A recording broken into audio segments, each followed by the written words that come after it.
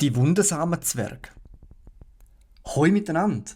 Nach der traurigen Geschichte von letzter Woche gibt es heute mal wieder einen kurzen Abstecher in die Fantasiewelt. Und zwar in die Sagenwelt von der Ostschweiz. Lehnt euch zurück und los geht's!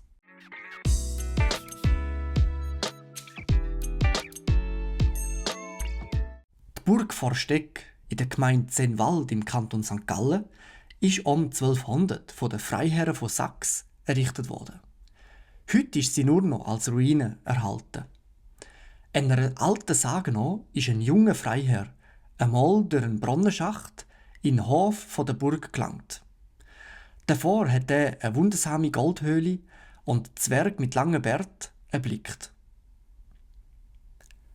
Wo einmal ein junger Freiherr von Sachs im nahen Wald gejagt hat, ist ihm auf einmal eine Höhle aufgefallen, in die er neugierig eingetreten ist.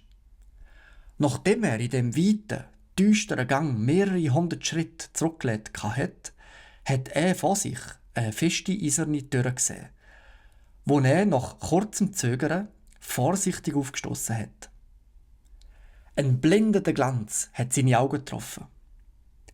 Er hat in eine ungeheure, weite Halle geblickt, von der die Wände von reinstem Gold sind.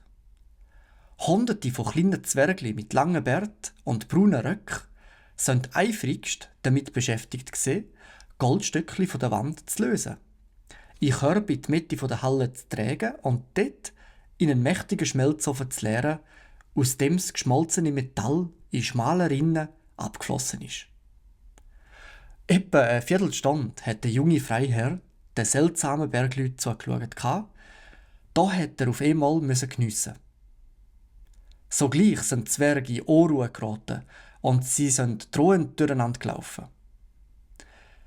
Ein Donnerschlag hat die Halle erschüttert und der Jüngling hat sich von einer ungeheuren Kraft fortgerissen gefühlt, ist durch Felsenklüfte geschleudert und in ein Wasser geworfen worden.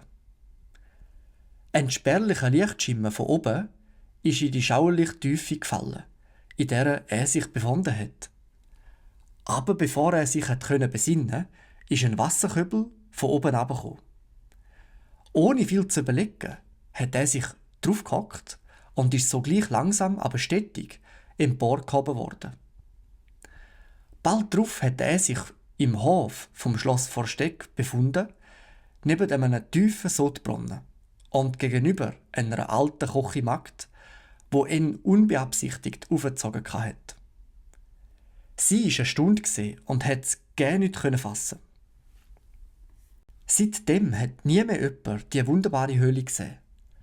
Aber häufig hört man im Juli und August in der Gegend um Forsteck helle Töne, ähnlich am Läuten von der Rossglöckli beim Schlittenfahren, wo man auch Bergläuten nennt.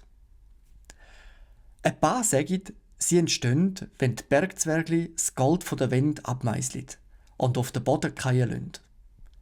Oder aber auch, wenn sie in ihren Gemächern unter der Oberfläche Musik machen.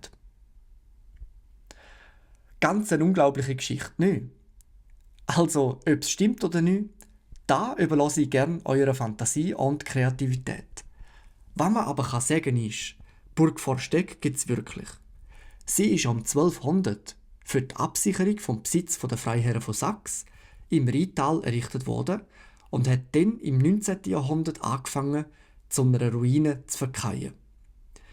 Heute ist von der einst mächtigen Burganlage nur noch der Stumpf von einem sechseckigen Turm erhalten. Er ist auf einem 10 Meter hohen Felsblock errichtet worden. Tatsächlich ist die Burg auf den Trümmern von einem vorhistorischen Bergsturz gestanden.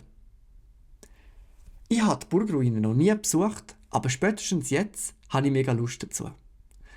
Falls es euch auch so geht, dann kann ich euch einen Ausflug ins St. Galler Rheintal nur empfehlen. Macht's gut und bis zum nächsten Mal.